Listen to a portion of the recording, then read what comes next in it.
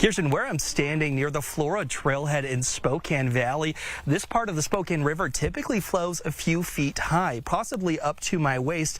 Take a look around here right now. It's pretty quiet, vastly different scene as yesterday here there was an active manhunt looking for the shooter. Also this Eric Kirsten, the main takeaway from this environmental quality study is you don't need to hold back having a splash in Lake Coeur d'Alene or a beach picnic with the family. But sometimes we get a text, an annoying text. And that text message might be from an unfamiliar number, possibly posing as a bank saying someone's trying to send you some cash. So why don't you go ahead and click the link that I've sent to you? Well, it's not clear if the shooter is moving to multiple areas and taking fire on law enforcement or if it's multiple shooters. They don't know yet. They also said it's unknown how many casualties are from this incident. Kirsten, take a look at my phone. This is a map of Washington showing all of the sites across the state where you can go and pick up naloxone for free. Where I'm standing right now is one of those sites, and it's as easy as walking in and asking for the life-saving medicine. It's not typical that when you're in a high school, you have the ability to walk up to a bank teller. What can I do for you today? I'd like to cash a check. Hunter Bertram here with 4 News Now. We're outside the Ada County Courthouse in Boise, Idaho. Tomorrow, Brian Koberger faces judgment for the University of Idaho murders. In the courtroom today, emotions ran high with disgust, anger, sorrow. This sentence marks a turning point for these families as many hope to start a new chapter in their lives. We'll just show you right away what the crash is looking like. It appears that a car went off this overpass, flipped over onto its head, and is now lying on I-90 eastbound exit 282. And if we pan a little bit to the right, you can see the fence where this car did break through it. Jordan, have a look at this video where Spokane County Sheriff's Office say the violent morning began at Whistle Stop Coffee Shop in Spokane Valley on Sprague. This security footage shows what police say is an armed man with an AR-15 and a 9mm handgun. Right here where I'm standing is supposed to be the endpoint to this more than 1,200-foot-long zip line. And if you can take a look in the distance behind me, the Monroe Street Bridge, just behind that, a Place of Truth Plaza. Now, as for when you'll be able to zoom under the bridge, Derek, that's a question on everyone's mind today. Koberger now has been transferred to prison, but we still don't know why he did these crimes. Well, earlier, Bill Thompson, the prosecutor on this case, he said that he doesn't want to know at this point. He doesn't believe that if they were able to get a confession, a reason, any information out of Koberger, which he decided to remain silent today, that it would even be truthful. For you, thank you. Under the summer sun, these kids would do what any would. They sell lemonade. Why is it so fun? Because we get to do serve others by doing lemonade. Doing lemonade right, ice cold and with a smile. It makes me so happy to even make a buck or two. They're just great. I love them. But today they're not making any money for candy. They're making money Here to donate money to the firefighters. Coeur d'Alene saw a tragedy Sunday. 2 firefighters killed in an ambush, a 3rd injured. We just talked with them about it. It's important for them to know so they can pray for our community in times of need. And this lemonade stand already planned for this week to kick off the 4th. But last night, Sam said to his mom they need to do it for their heroes. I felt bad for their families, and I wanted to do a lemonade stand for their families to give them money. Does it make you feel good? Yeah. Sure enough, the message got out on social media, and customers came flocking. that's what I love about our community. There's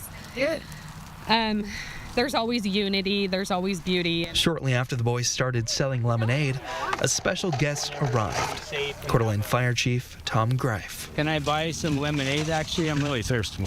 A chief mourning a fallen comrade, taking the time to thank these boys. And I have something for you guys. It's their challenge coins Yep. from the fire department. Let me see. Yep. Because you guys are doing so much hard work here. Hard work for sure. Kirsten, they also told me they've already raised over $100. Live in Coeur d'Alene, Hunter Bertram, 4 News Now.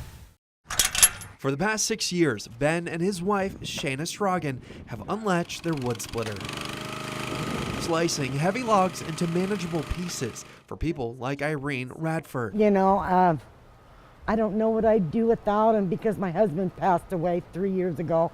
He would go out there and gather firewood for Irene to keep warm in the winter. James Radford died of prostate cancer in 2021. Irene left with a need for a new helping hand. They do have my back.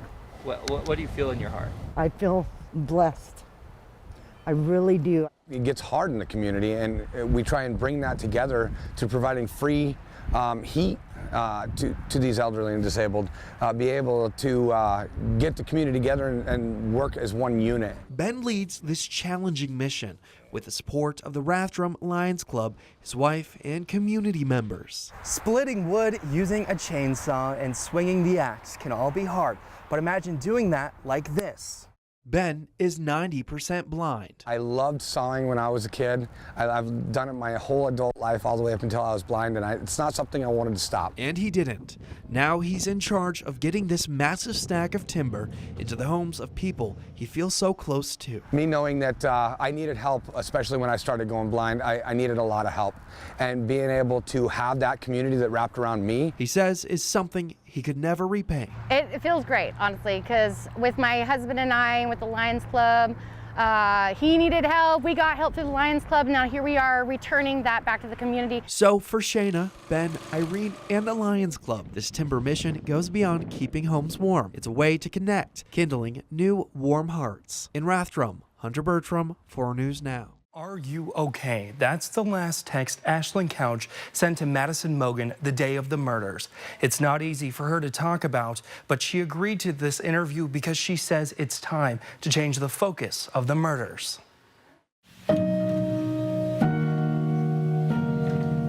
infectious smile, cheek to cheek. That's Kaylee Gonsalves. Madison Mogen, a friend you'd hope to meet. You know, Maddie and Kaylee were so close that they were more like sisters. Inseparable sisters, even in their final moments. Ethan Chapin, Xana Kernodal, Kaylee Gonsalves, and Madison Mogen. The names of 4 college students stabbed to death in Moscow, Idaho. But before the unthinkable shook this college town, 6 University of Idaho students moved into their first off-campus home, including Ashlyn Couch. I mean, it's such an exciting time in your life because you're moving out and you're actually in just like a home by yourself. And one thing is that we were all so close. This is the first time Ashlyn has agreed to an on-camera interview since her former roommates were murdered on King Road. Ashlyn Couch lived at the house with Kaylee and Madison, 2 of the 4 students murdered in November of 2022. Ashlyn had graduated almost a year before, in December of 2021. I actually moved out May of 2022, and then Xana did take over my lease, yeah. 6 months later, she received a message, one that's burned into memory, a text from the University of Idaho alerting her of a suspected homicide on King Road. I remember, I think, getting a second alert, or I had been driving home and I texted like our group of friends and I just had said, has anyone heard from Maddie? And I remember like my last text message to her was like, are you okay? And I feel like right then and there I kind of just knew that something was wrong. The reality still haunts her. A gruesome tragedy took place in the house she called home, in her old room, and she could have been there. Her name was still on the lease of 1122 King Road. It crosses my mind more that that could have happened while I was there. And you know, you never know like how long someone is watching your house. The vibrant, once full of life house, gone. Yeah, our life's been a little more quiet. Sorry.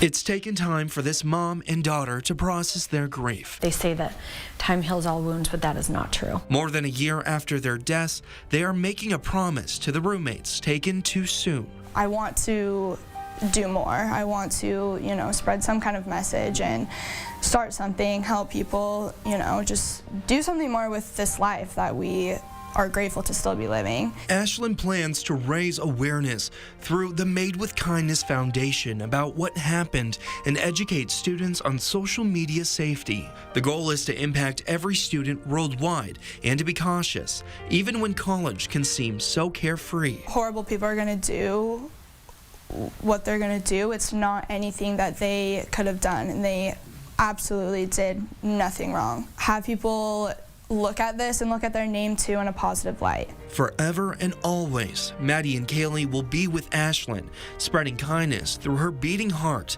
as Ashlyn keeps her promise and new life mission to keep this from happening again. I mean, I couldn't even walk to my car in the dark for months after, it happened. Like, you just want to at least feel a little bit safer.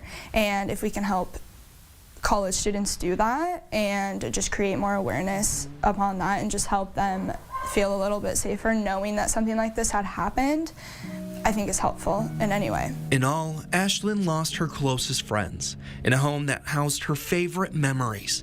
Yet one wish will go forever unfulfilled. You wish that you could just say goodbye, and that's one thing that I just wish that I could do at least one more time is, like, just give her one last hug just to be able to say goodbye.